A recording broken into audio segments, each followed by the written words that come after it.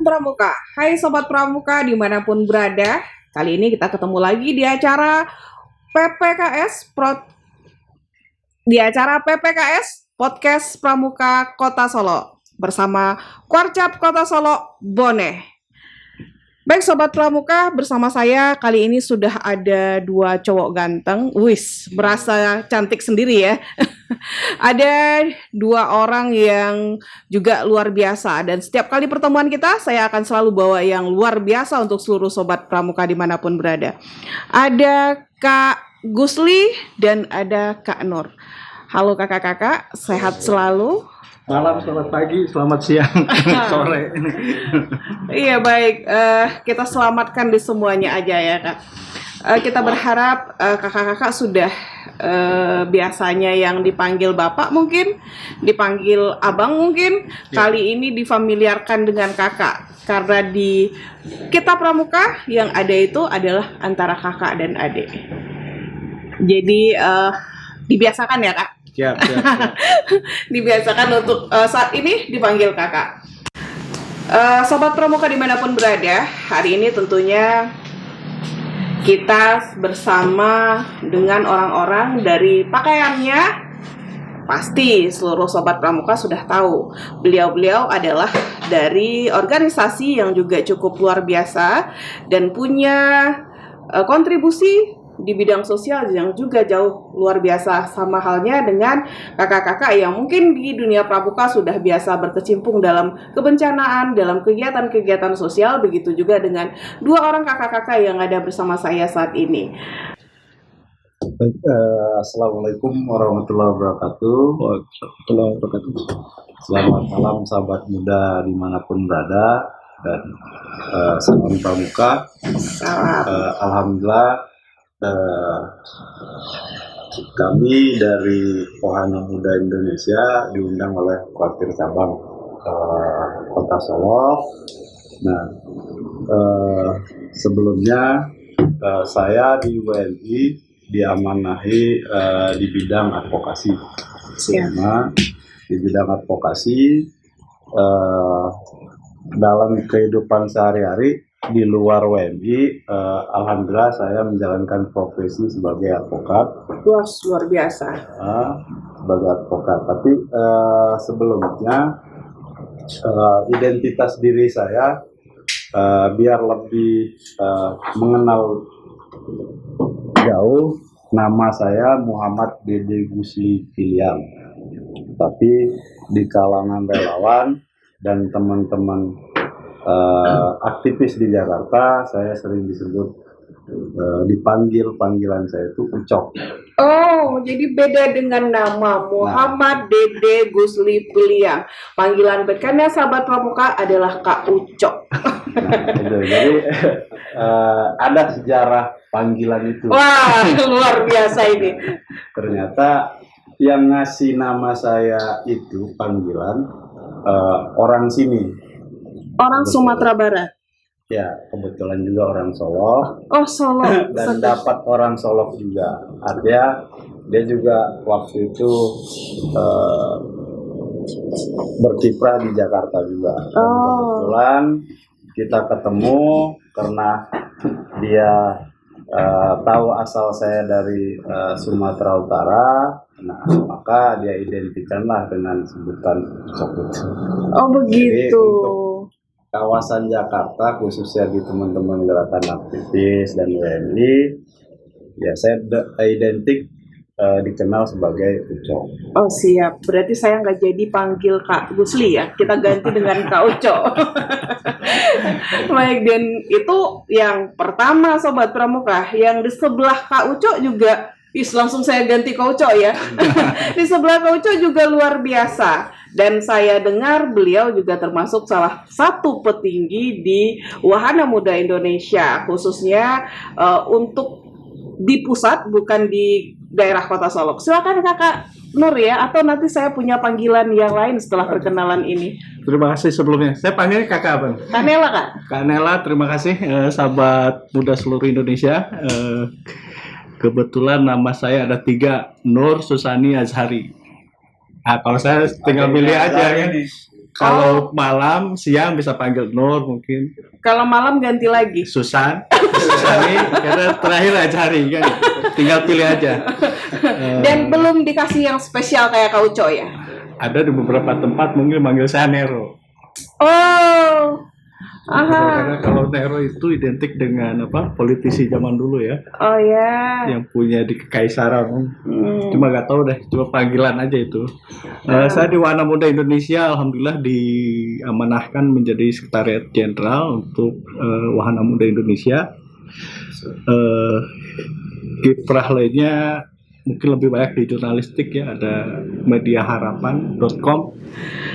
Dan ini Sobat Pramuka luar biasa karena Kak Nur juga adalah salah seorang yang berkecimpung di dunia jurnalistik, dan kita berharap nanti juga gali ilmu ya tentang jurnalistik bersama Kak Nur. Kalau dengan Kak Uco kita bagi mengenai advokasi, Kak Nur nanti bisa lebih diminta untuk mengenai dunia jurnalistik ini. Ini luar biasa, dan kita anggota Pramuka ini kakak-kakak sangat penting sekali dan sangat perlu sekali apa itu pemahaman mengenai advokasi dan apa itu pemahaman mengenai jurnalistik.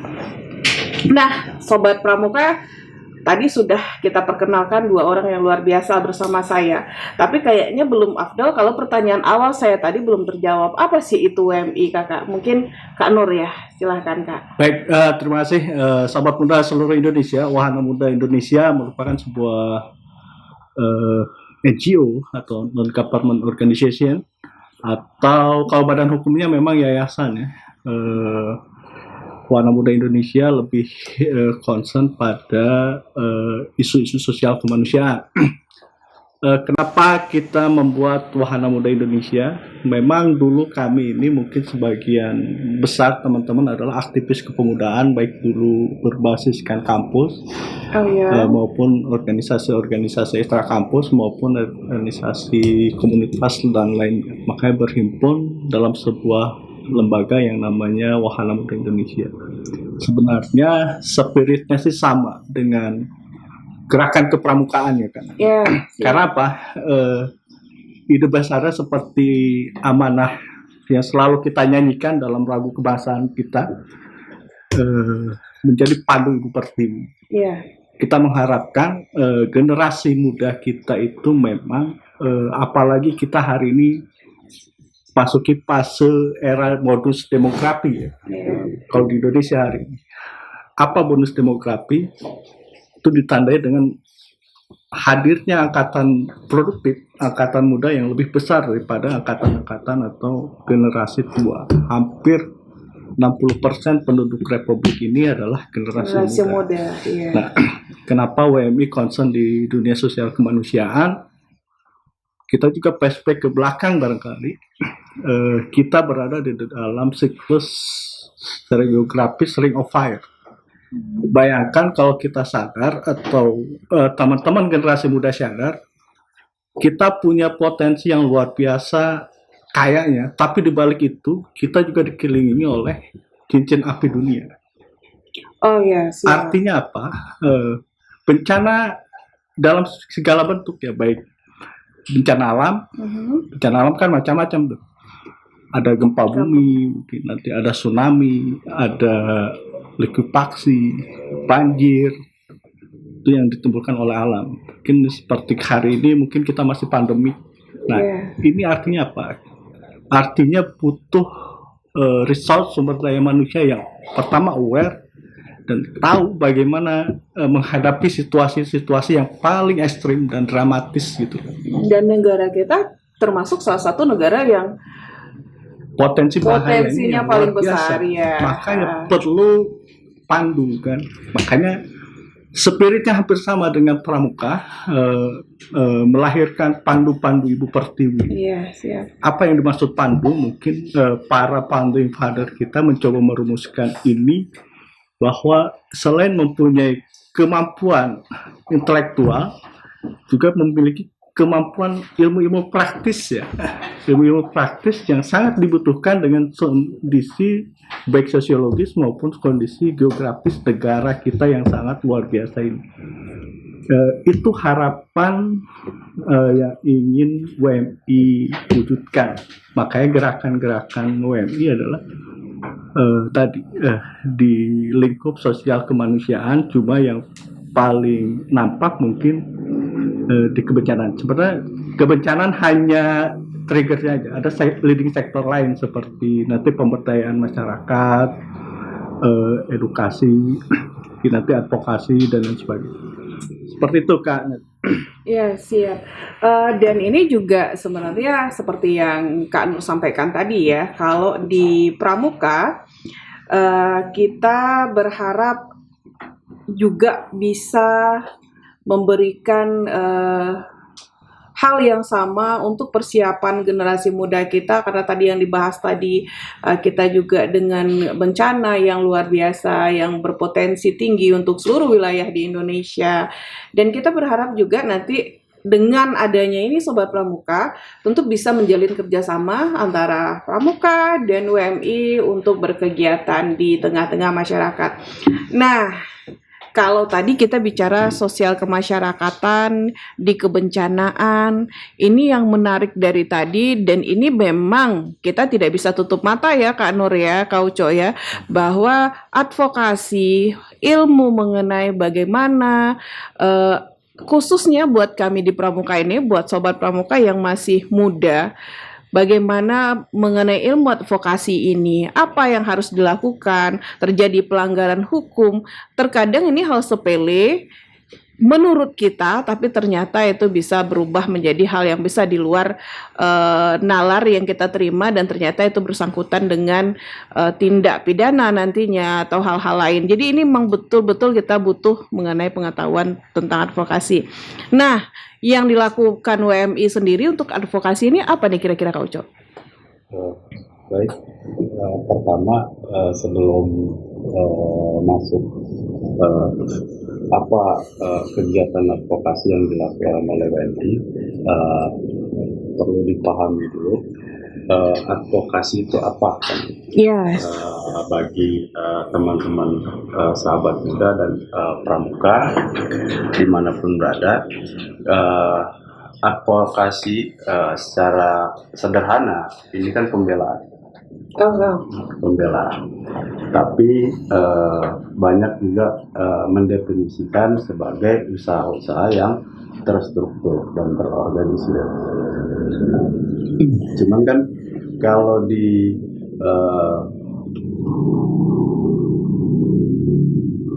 bidang hukum itu kan berbicara advokasi bagaimana mendampingi seseorang yang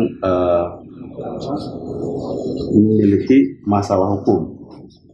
Cuman kan tidak dalam arti sempit ya pada persoalan-persoalan hukum. Tapi kan advokasi ini bisa masuk pada ranah-ranah advokasi kebijakan, advokasi kesehatan. Berarti tidak terkhusus pada satu hal ya? Tidak terkhusus pada satu hal. Cuman kan untuk memahami satu bidang yang akan diadvokasi atau konsen dalam memberikan pendampingan terhadap masyarakat, contoh terkait dengan kebijakan. Nah, bagaimana mengadvokasi kebijakan ini? Tentu kan orang yang melakukan advokasi terhadap kebijakan harus paham role yang harus ditempuh. Ya, jangan sampai orang yang didampingi lebih paham ketimbang yang mendampingi. Tentu kan harus benar-benar dikaji apakah kebijakan itu telah merugikan masyarakat atau tidak. Terus apakah syarat diambilnya kebijakan itu telah sesuai dengan ketentuan peraturan perundang-undangan atau tidak. Artinya tetap apapun advokasi yang dilakukan akan berhubungan dengan hukum itu sendiri. Dan itu emang kita perlu tahu sekali ya Kak Uco ya. Betul.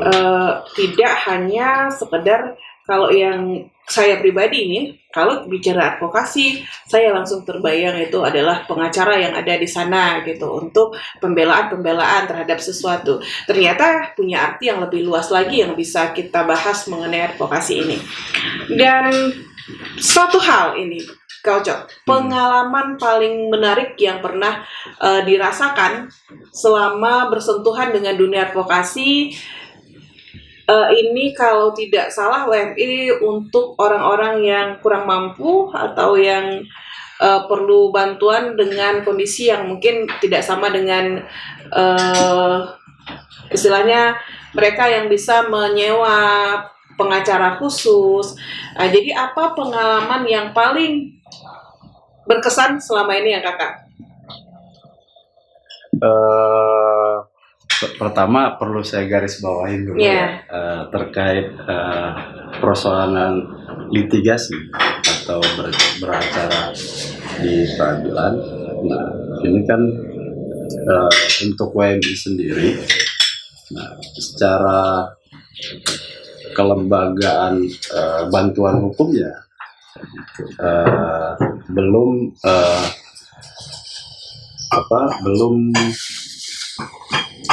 belum terorganisir dengan rapi. Artinya kita masih berproses ya. Oh iya. Nah, tapi kalau terkait advokasi persoalan kebijakan atau hak-hak masyarakat yang terabaikan, nah, tentu kan kita bisa langsung turun. Salah satu contoh ketika saya turun relawan di Sulteng. Iya, Sulawesi Tenggara ya. Tengah. Oh, Sulawesi Tengah, sorry. Palu. Di Palu. Jadi ada kejadian salah satu relawan lokal kita terlibat persoalan hukum. Iya. Nah, bukan dia terlibat persoalan hukum sebenarnya. Artinya ada perbuatan hukum yang dilakukan kepada dirinya.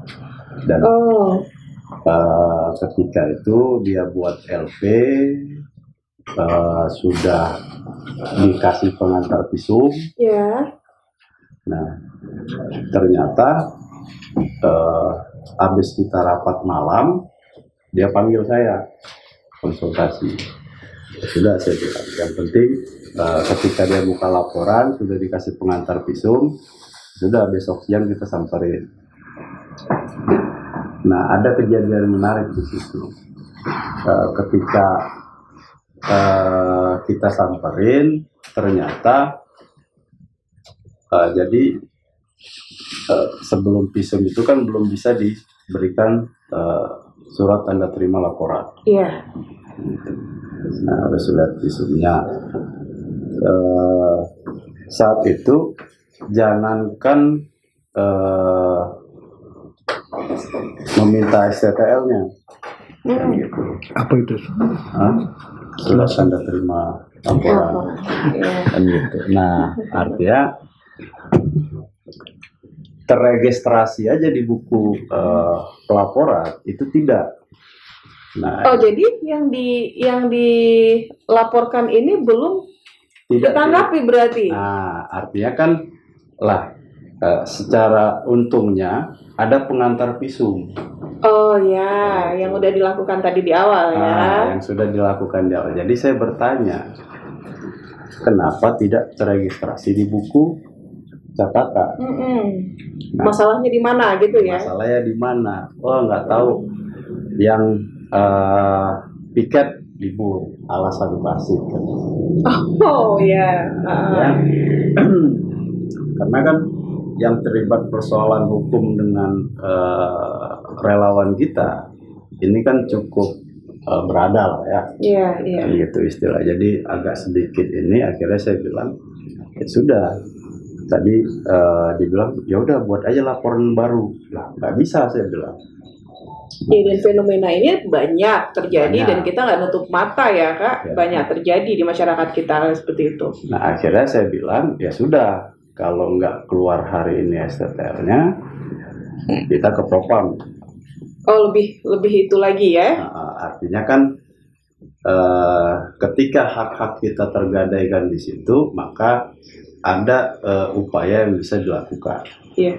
Nah, artinya contoh banyak persoalan yang hari ini yang itu propam kita agak sedikit bekerja dan banyak langsung ditindaklanjuti, baik itu demosi sampai pada persoalan-persoalan pemecatan bagi anggota yang nakal kan. Iya.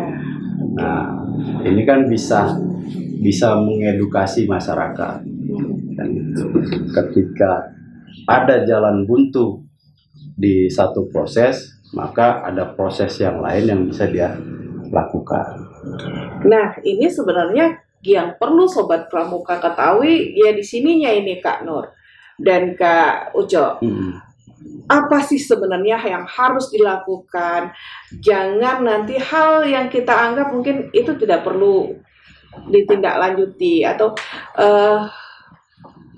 sudahlah, tidak usah dilaporkan lagi. Sudah toh kejadiannya sudah damai. Ternyata tidak hanya sampai di situ saja, ada buntut lagi yang timbul di belakang hari. Dan ini sebenarnya yang perlu kita ketahui nih Kak, apa sebenarnya harus dilakukan apabila terjadi hal-hal yang mungkin ketika Sobat Pramuka mungkin sedang melakukan berbagai kegiatan, khususnya di kegiatan sosial masyarakat ini kan kita akan bersentuhan dengan banyak orang.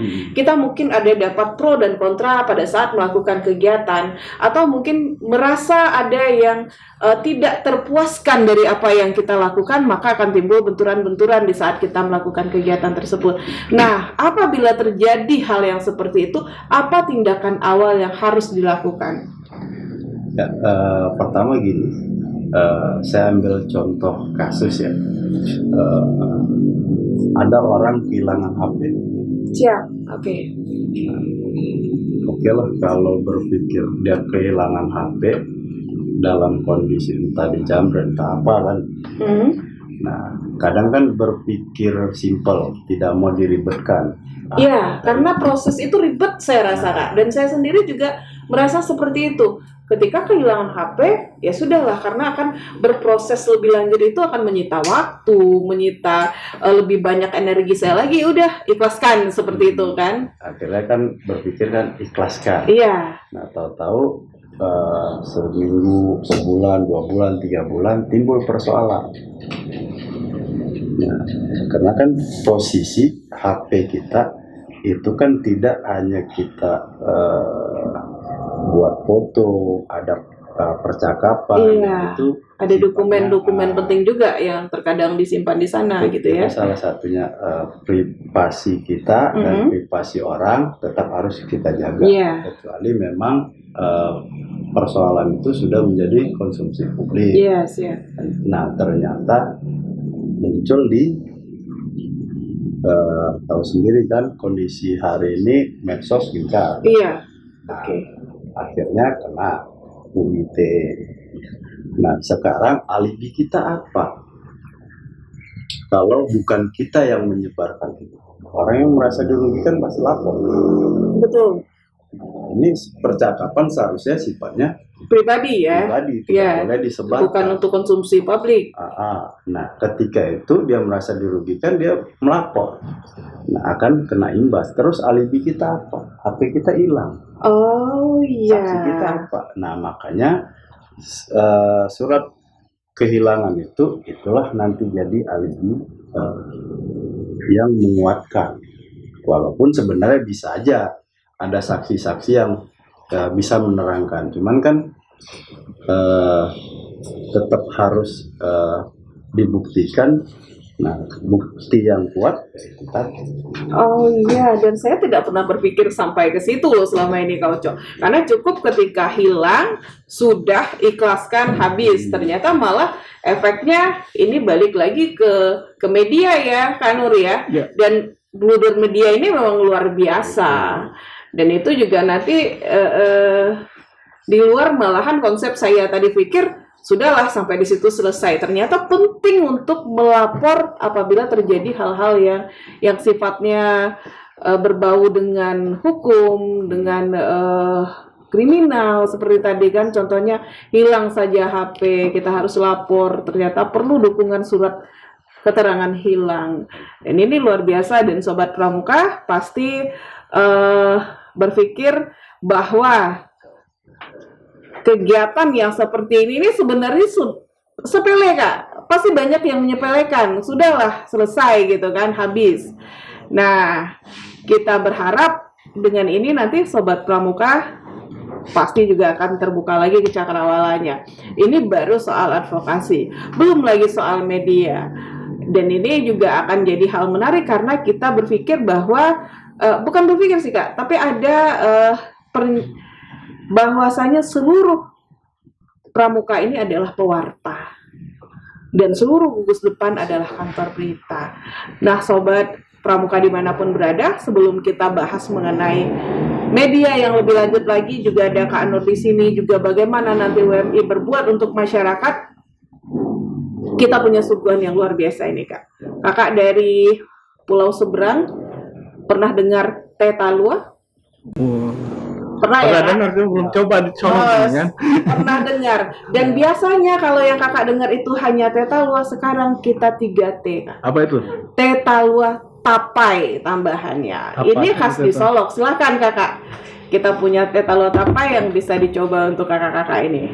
Teh talua ini apa maksudnya ini? Teh talua itu telur bebek yang dikocok, dikasih teh. Ya.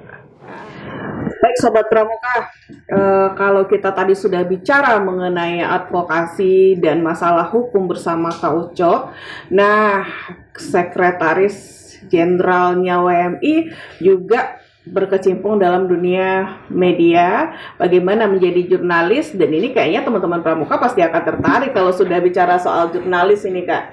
Karena kita berharap ini seluruh pramuka ini adalah pewarta, jadi seluruh anggota pramuka ini akan menyampaikan berita-berita yang ada di sekeliling mereka menjadi suatu hal yang bisa dikonsumsi publik dan dengan cara yang baik dan benar.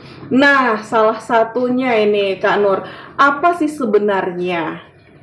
Kalau Kak Nur tadi bilang beliau berkecimpung di media harapan.com, itu salah satu berita yang nantinya akan tidak lagi dalam bentuk kertas yang dibaca kayak koran, tapi sudah sesuai dengan perkembangan zaman. Itu adalah media online yang bisa dibaca melalui gadget dan bisa segera sampai ke masyarakat dalam waktu yang cepat. Ini bagaimana sih sebenarnya triknya menulis berita itu biar langsung ngena Kak. Jadi bukan kesannya berita yang disampaikan hoax. Sekarang kan banyaknya itu. Betul. Ya, terima kasih Kanita. Mungkin era sekarang berubah ya, dari dulu kita analog sekarang ke digital. Memang ini sebuah tantangan bagi seluruh komponen ya, salah satunya di media massa. Kenapa? Karena sekarang publik lebih aware terhadap gadget lah ya. Kenapa? Karena semua sumber informasi sangat beragam. Nah, memang tadi setiap orang sekarang memiliki kemampuan jurnalis. Makanya cuma tadi kaidah-kaidah jurnalistiknya mungkin berbeda ya. Kalau misalnya sekarang di medsos teman-teman bisa snapshot, sekali ambil foto, capture, beritanya tersampaikan, dipublish walaupun di mikro ya, dunia mikro di medsos ya. Nah, ini memang satu sisi ada kelebihan ya, ada kelebihan teman-teman tadi secara person mungkin teman-teman sahabat pramuka seluruh Indonesia pernah dan dekat dengan dunia jurnalistik. Nah, tinggal tadi kontennya mungkin apa yang disampaikan ini yang harus diperjelas. Karena kalau jurnalistik kan sama seperti bidang lainnya, ada 5W 1H. Apa, di mana, siapa, bagaimana kan. Itu yang harus dipublis. Sekarang lebih banyak apanya sekarang yang dimunculkan ke publik di media mikro ya. Betul. Bagaimana prosesnya, kadang sampai di situ. Kadang nggak juga diberitakan bagaimana prosesnya, tahu orang prank atau apa kan, bentuknya seperti itu. Cuma itu kan punya dampak negatif gitu kan, apalagi yang berita-berita yang sifatnya hoax kan, sama-sama ada pesan edukatifnya, itu yang penting barangkali. Makanya media harapan mungkin mengharapkan ke sana, ada harapan, ada edukasi selain informasi yang diberikan kepada publik. Intinya seperti itu kan. Berarti ada pesan yang Edukatif. disampaikan melalui berita yang ditayangkan ya Kak Betul, ya. betul. Dan ini yang sebenarnya juga Kak Uco ya. Terkadang ketika kita membaca berita, si penyampai berita ini terpotong-potong Kak. Jadi menimbulkan asumsi yang berbeda-beda dari si pembaca dari apa yang disampaikan ini. Contohnya semisal ada kasus korban bencana banjir yang hilang terbawa arus gitu kan. Tapi berita yang disampaikan ini terputus-putus, tidak disebutkan dari awal kronologinya terjadi seperti apa, sehingga nanti menimbulkan asumsi yang berbagai macam. Dan dalam proses pencarian juga berita yang disampaikan ini membuat kerancuan nanti. Jadi banyak hal sebenarnya yang perlu ini harus digarisbawahi, terutama untuk menyampaikan berita baik itu di WMI sendiri maupun di adik-adik pramuka dalam berkegiatan.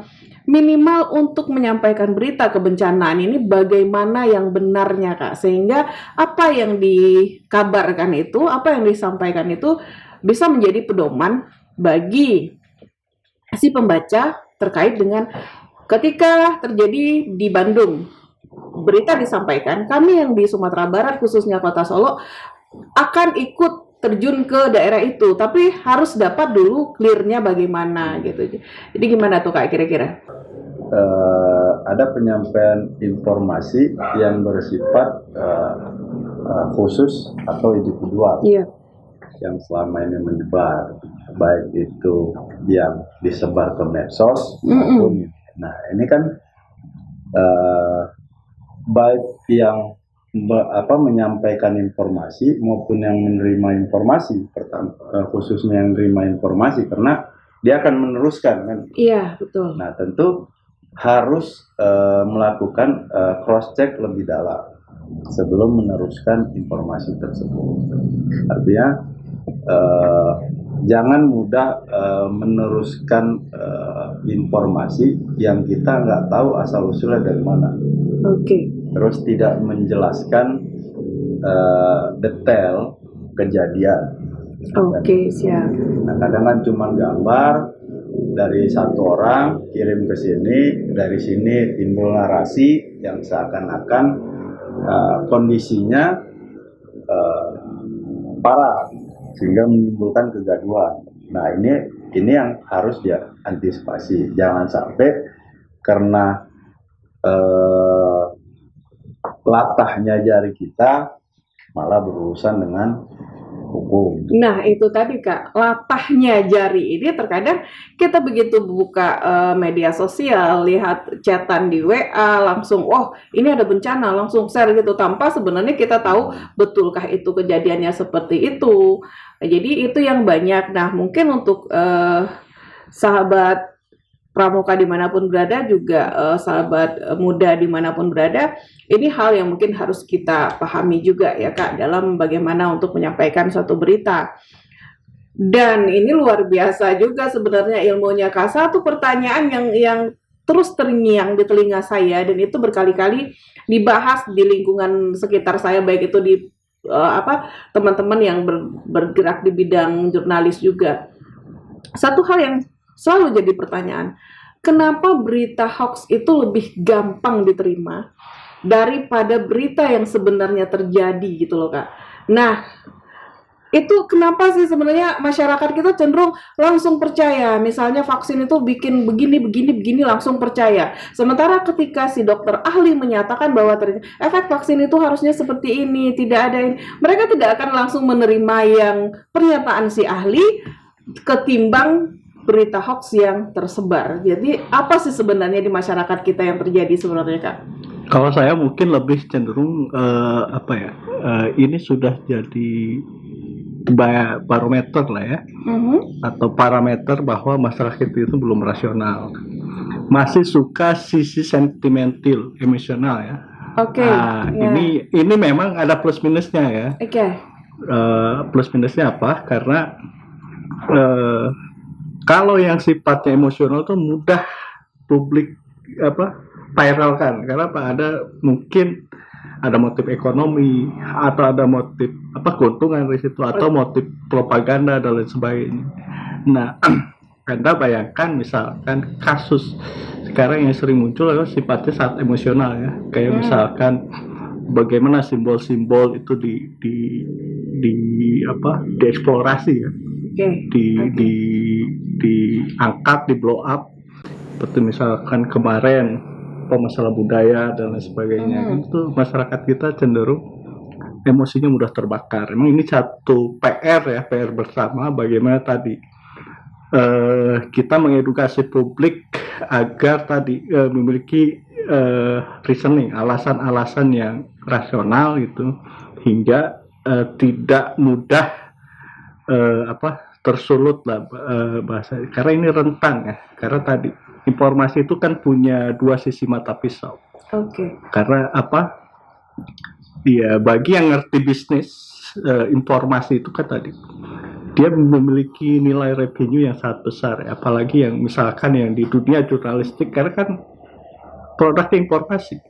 Iya betul. Baik itu suara, itu gambar, tulisan dan lain sebagainya, dokumen dan lain sebagainya, itu sangat penting bagi publik. Cuma tadi bagaimana angle-nya, bagaimana sudut pandangnya itu yang mau kita dorong. Nah ini kan maksud saya teman-teman juga harus pandai-pandai ya, harus cerdas melihat tidak hanya informasi, semua hal kan gitu.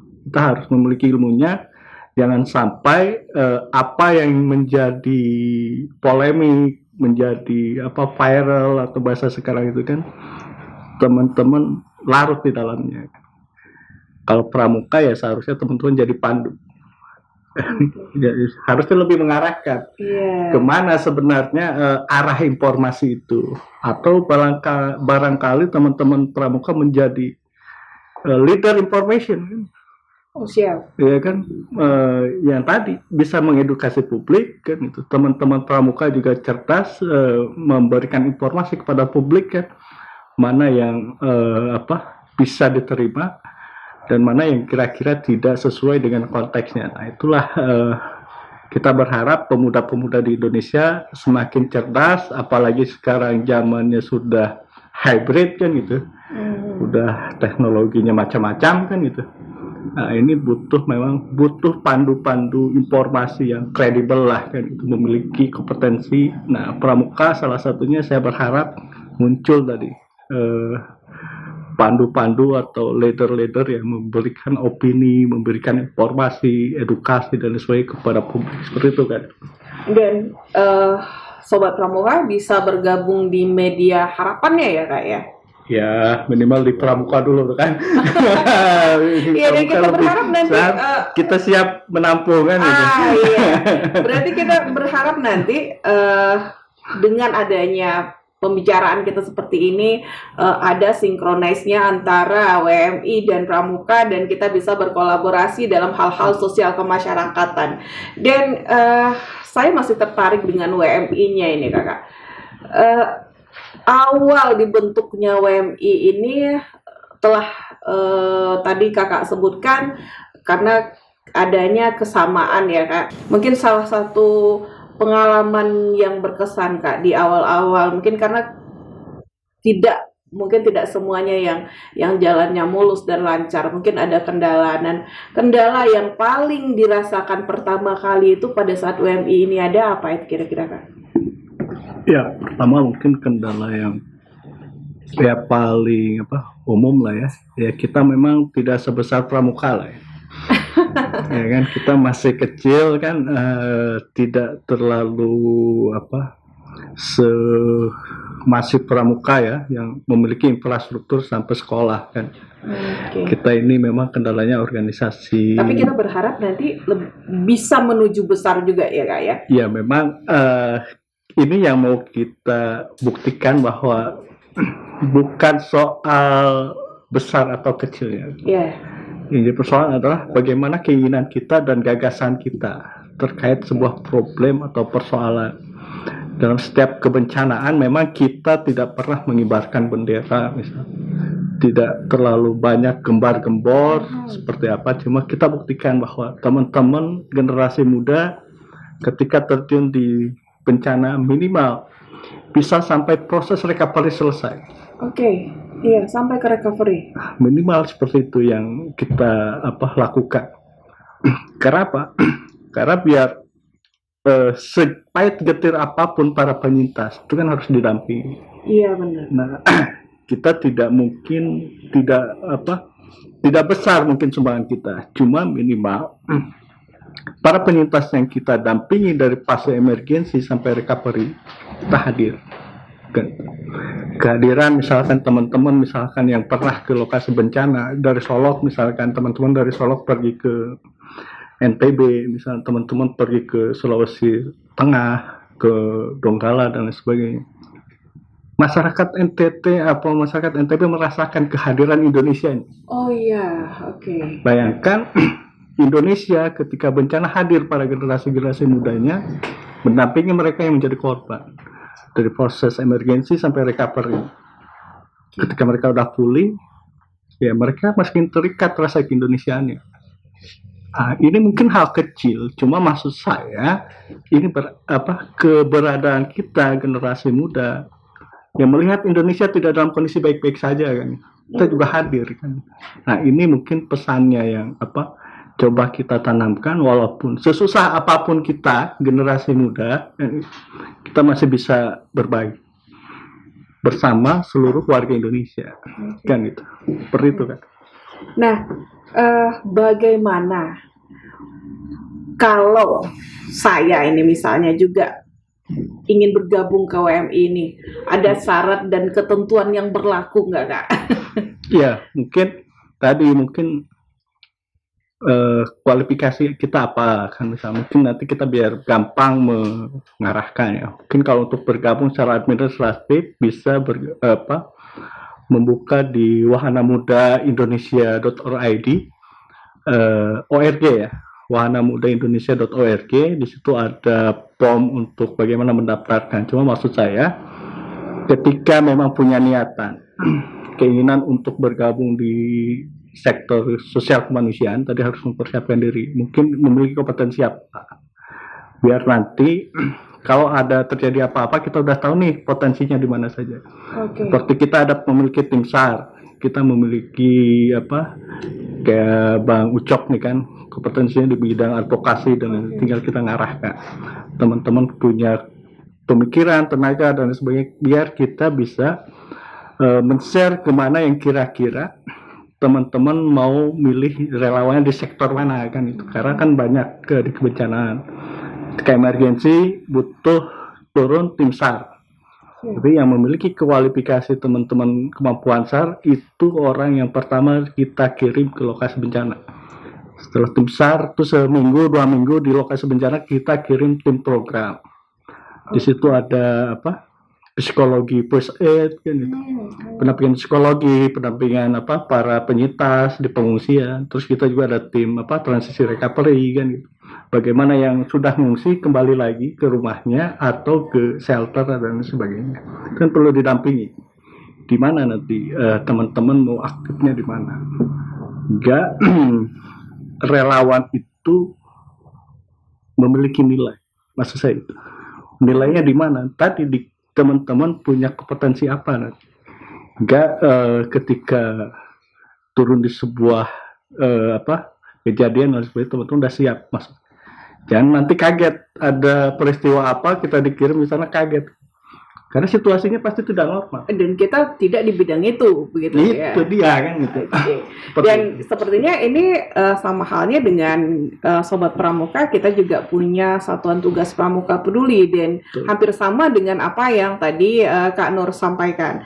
Nah, kira-kira ini pengalaman kakak berdua ini pernah kan ikut di kegiatan yang sama, mungkin yang relawannya juga ada pramuka. Apa sih Kak yang terkesan pertama kali dengan seragam coklatnya yang datang ini pramuka itu? Apakah ada satu hal yang kesannya gitu? Kalau pramuka, kesan pertama saya Pintar Pramuka. Oke, pintar. Pintar karena apa? Dia punya sandi. Dia belajar sandi, belajar Morse. Oke. Itu kesannya kalau saya lihat teman-teman pakai baju coklat, punya brepet dan sebagainya itu kan. Nah, ini emang pasti pintar nih. Kan gitu. Bahasanya pasti apa, dia udah ngerti kode-kode sandi-sandi kan. Kalau kita kode dia ngerti kan gitu. Oh. Nah, kan gitu. Kalau kita kode nggak ngerti juga ada pertanyaan ini. Oke. Dan ini Kak, kita berharap nantinya ke depan ini akan dapat membangkitkan semangat generasi muda kita untuk selalu berbuat, selalu lebih lagi memiliki rasa bagaimana kecintaan terhadap negara, karena ini sebenarnya kegiatan sosial yang dilakukan baik itu di Pramuka maupun di WMI itu pada dasarnya adalah kecintaan kita terhadap negara kita ini. Bagaimana kita ikut merasakan apa yang dirasakan oleh masyarakat Indonesia, karena kita tidak pandang dia berasal dari mana, dia berasal dari daerah mana, atau sukunya apa, karena bagi kita semua sama. Iya. Dan kendala tadi kembali saya bilang, kalau kita berhadapan mungkin dengan banyak orang seperti itu Kak, di suatu daerah, misalnya setelah pasca bencana, ini banyak kita temukan, terutama penyintasnya itu yang di anak-anak gitu kan. Nah, apa kepuasan tersendiri Kakak ini? Ini pribadi ya Kak. Apa yang rasanya itu adalah titik pencapaian tertinggi dari apa yang sudah Kakak lakukan di daerah yang terkena bencana tersebut, sehingga suatu hal itu dinyatakan, wah saya ini udah luar biasa kali ini. Apa itu yang Kakak rasakan yang sampai pada titik kepuasan maksimalnya itu di mana gitu loh? Ada namanya program sekolah ceria dulu itu di Lombok ya, gempa Lombok, teman-teman bikin. Bayangkan ketika Lombok itu semua yang di epicentrum ya, itu kan kayak di bom nuklir lah, karena semua bangunan hancur, iya, hancur semua, bangunan hancur. Tapi anak-anak itu masih mau sekolah. Kita bikinkan sekolah ceria ya. Kita namain sekolah ceria karena tadi kita ingin kembalikan keceriaan. Bayangkan hanya beralaskan tanah, Bang Ucok nih yang bangun kan, terpal dan pakai rumbia ya, atap itu kalau sore pasti hilang anaknya, bangunannya. Oh, bangunannya kenapa Kak? Tiup angin, badai kan. Di sana. Iya, berarti saya pikir ini yang nggak hilang cuma tiang bendera sama bendera merah putih. Di posko kita, di konsentrasi kerja itu, kita kan posisinya di Kecamatan Kayangan. Iya, baik. KLU orang sana sebut, Kabupaten Lombok Utara. Nah, Kecamatan Kayangan. Jadi seluruh Lombok hujan, itu kecamatan nggak hujan-hujan. Beda sendiri. Beda sendiri. Oke. Seluruh NTB mungkin ya hujan ketika itu. Ini Kayangan nggak hujan-hujan. Oh iya, luar biasa. Angin, dibilang panas terik iya, tapi adem karena anginnya kencang. Itu tadi kita bangun sekolah ceria.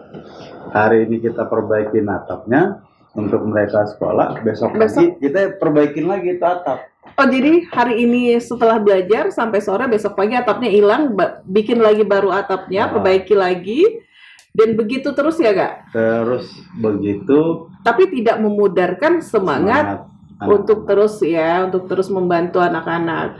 Ya intinya kan kita merasa memiliki manfaat bagi mereka kan. Dan di situ titik kepuasannya sebenarnya ya Kak. Ketika telah berbuat demi mereka, dan kita berharap ini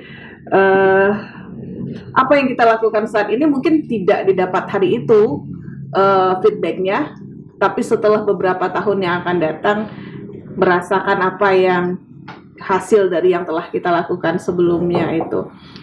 Atau contoh lain, saya kasih contoh lain ini. Iya Kak Nur. WMI identik dengan rumah hunian sementara atau rumah hunian sederhana, RHS.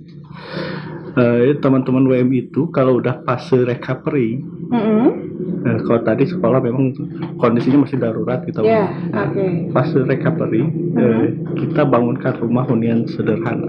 Ada 2 model memang. Kita memanfaatkan material-material yang bisa kita pakai, atau kita kalau shelter itu kita baru semua material. Semeru hari ini kan gitu, teman-teman Semeru yang rumahnya hilang, kekubur material lahar dingin dan sebagainya. Alhamdulillah, rumah hunian sederhana sebenarnya konsepnya memindahkan penyintas dari lokasi pengungsian ke lokasi dia tinggal yang lebih permanen. Karena mungkin pengungsi gak mau lama-lama tidur di tenda, di pengungsian, dan makanya kita mendorong tinggal di rumah yang sederhana. Kenapa sederhana? Ya layak. Tempat tidur, kamar, tempat mandi, dan sebagainya. Dikembalikan lagi ke kehidupan yang selayaknya. Itu konsepnya. Mungkin ini yang mendorong para penyintas merecovery diri. Dan kita memfasilitasi seperti itu programnya. Oke, dan luar biasa ya ini Kak. Dan pasti ini tidak suatu hal yang mudah untuk proses seperti itu. Dan kita berharap ini bisa menjadi contoh juga buat Sobat Pramuka dimanapun berada, bahwa ternyata yang harus dipikirkan itu tidak hanya di saat kejadian bencana, bagaimana kita evakuasi para penyintas, bagaimana, tapi lebih kepada nanti recovery-nya, mengembalikan lagi kehidupan mereka setelah pasca kejadian ini. Nah, Sobat Pramuka, banyak sekali ini sebenarnya antara Pramuka dan WMI ini yang sama ini kan. Sebenarnya tidak satu jalur untuk dunia yang dilakukan ini, terutama dalam bidang sosial kemasyarakatan. Dan kita berharap dengan ini nanti akan lebih lagi membuka diskusi cakrawala kita, bagaimana kita bekerja sama, bagaimana nanti kita membangun kembali masyarakat kita untuk mengembalikan pola pikir agar kita bisa sama-sama lebih peduli lagi dengan lingkungan di sekitar kita. Sebelum kita tutup, satu pertanyaan untuk kakak berdua ini, terserah mau Kak Nur yang jawab atau Kak Uco yang jawab atau kolaborasi menjawab kayak duet gitu ya Kak. Ucap dulu deh, nanti saya tutup. Oke, satu pertanyaan. Kalau kita di Pramuka bilang kami adalah pandunya Indonesia, nah di WMI satu pertanyaan, kenapa harus WMI? Ucap. Kalau ditanya begitu, mungkin bisa saya jawab tidak harus WMI. Karena kan gini, yang bergerak di sosial kemanusiaan, yang konsen di sosial kemanusiaan kan tentu banyak. Oke, berarti pertanyaannya salah ya. Kenapa harus WMI-nya diganti? Ada apa dengan WMI? Mungkin akan jadi jawaban yang sama juga kan.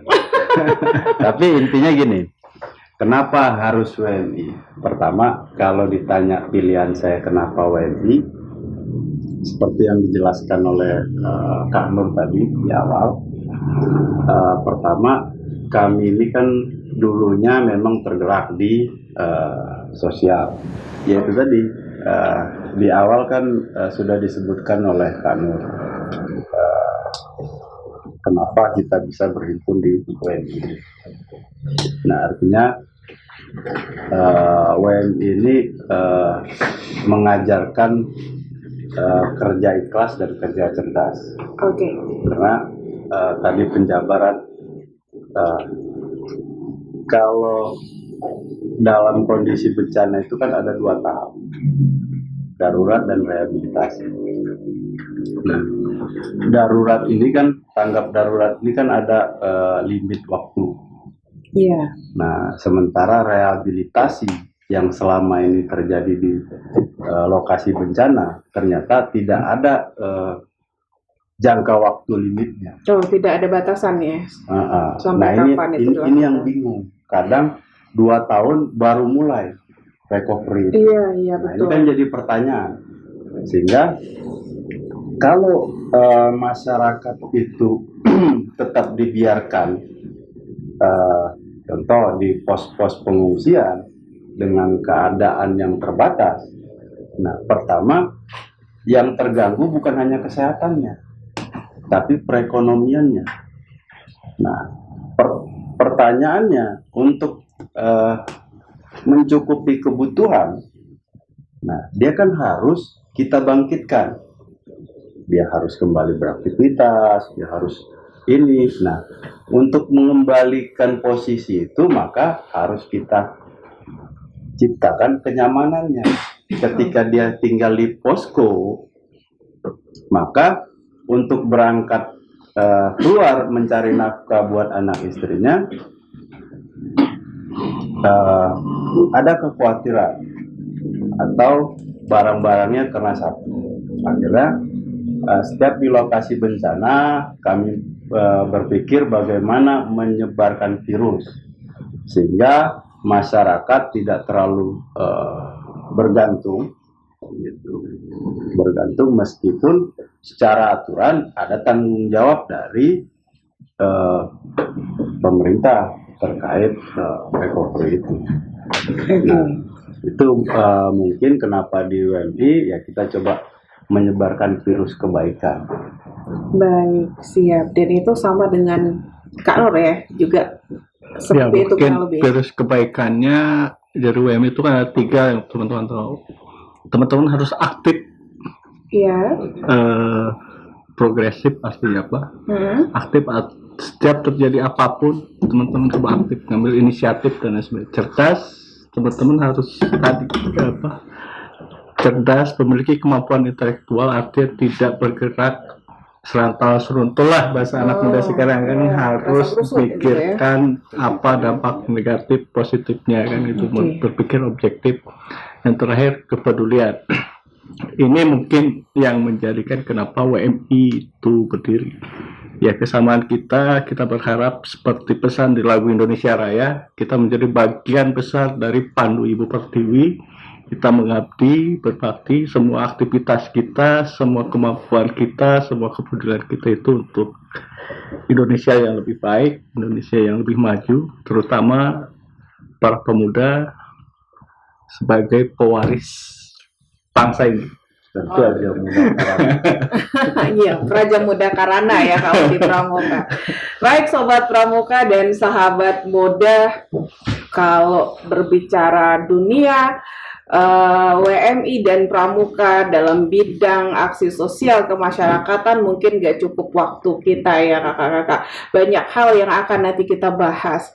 Nah, dari apa yang kita bicarakan tadi, sahabat Pramuka dimanapun berada dan juga sahabat muda, ada satu hal yang tadi saya kutip dari pernyataan Kak Uco, ada cerdas dan ikhlas.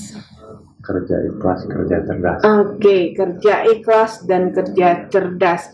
Ada perkataan dari Kak Uco yang saya kutip, kerja cerdas dan kerja ikhlas. Dan dengan keikhlasan kakak-kakak dan juga sahabat muda serta sobat pramuka dimanapun berada, saling membantu dimanapun kebencanaan dan dalam bidang apapun, kita berharap apa yang telah diperbuat baik itu oleh WMI maupun pramuka selama ini akan menjadi satu ladang amal, dan apa yang telah diperbuat dapat balasan oleh Allah Subhanahu wa Ta'ala.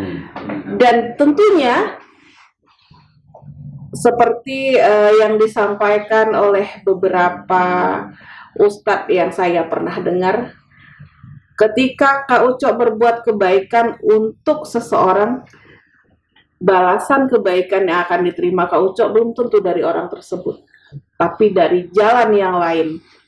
Jadi sobat pramuka dan sahabat muda, jangan berhenti untuk berbuat kebaikan, tetap selalu berbagi bagi seluruh masyarakat yang ada di sekitar kita, tetap peduli akan lingkungan sekitar, dan tetap tanamkan jiwa sosial yang perlu kita bantu, jangan ragu untuk saling membantu untuk sesama. Karena tadi pernyataan Kak Nur menyatakan bahwa kita sama-sama satu dalam konsep dalam konsep Pandu Ibu Pertiwi, kita akhiri pertemuan kita hari ini dengan kami jadi